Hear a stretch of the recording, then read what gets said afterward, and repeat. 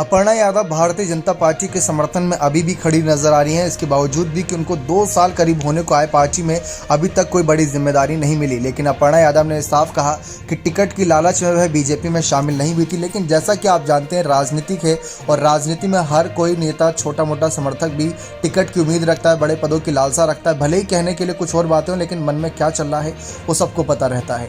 अपर्णा यादव की इन्हीं बातों को लेकर समय समय पर समाजवादी पार्टी के कुछ नेताओं ने आवाज उठाई कि अपर्णा आखिर ऐसा क्यों कर रहे हैं, क्योंकि सबको पता था कि नेताजी अब नहीं रहे। तो ऐसे में समाजवादी पार्टी को मजबूत करना ही नेताजी का सपना था और उसको मजबूत करने के लिए चाचा शिवपाल ने अपनी पार्टी प्रसपा का विलय जब सपा में करा दिया, तो फिर तो अपर्णा यादव किसी पार्टी में शामिल थी। उनको तो सिर्फ पार्टी बदलकर वापस सपा में आना था, लेकिन ऐसा नहीं हुआ।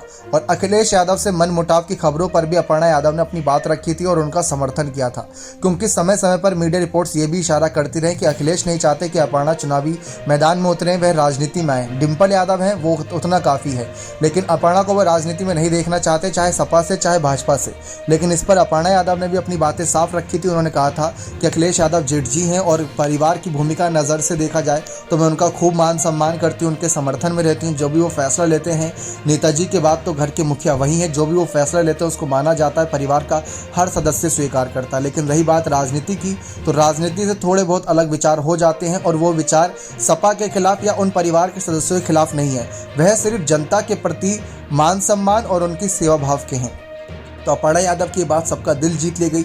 अब इस बीच चर्चा ये भी है कि जनता के बीच लगातार सक्रिय है अपर्णा यादव, हमेशा कोई ना कोई बड़े मंचों पर नजर आती हैं। इस बात के भी कि अभी तक बीजेपी इन्होंने ना ही एमएलए टिकट दिया, ना ही देखा जाए तो किसी बड़े चुनाव या पार्षद की ही बात कर ले, उसका भी टिकट नहीं मिला था, मेयर का।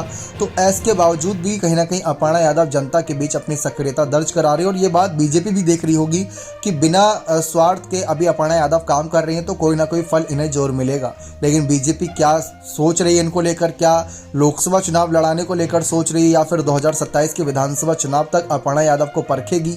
और ऐसा भी कई मौका बनेगा कि अभी लोकसभा चुनाव में कई नेता सांसदीय चुनाव लड़ेंगे विधायक पद से हटके, तो कुछ विधानसभा सीटें भी खाली होंगी, वहां पर भी उपचुनाव की स्थिति बनेगी। तो ऐसे माहौल में अपर्णा को आगे करने के चांसेस रहेंगे।